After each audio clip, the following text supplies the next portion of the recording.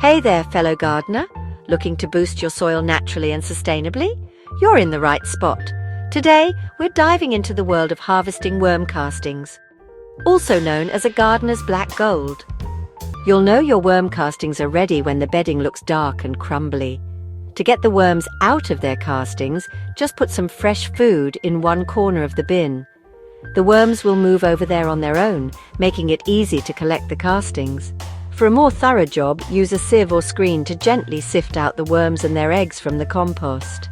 This rich compost is packed with nutrients and ready to boost your plants. Use these castings sparingly. They're packed with nutrients. They're great for house plants, veggie gardens and flower beds. But be careful with cacti and succulents. They like their soil a bit leaner. To make a strong liquid fertilizer, soak the castings in unchlorinated water. Rainwater works best. Chlorine can harm the good microbes we're trying to keep alive. Mix castings into your potting soil for healthier, faster-growing plants. Harvest every 3 to 6 months to keep a steady supply of this natural fertilizer. When you manage your worm bin well, it becomes a never-ending source of compost, keeping your garden thriving for years. Thanks for joining me on this journey into sustainable gardening.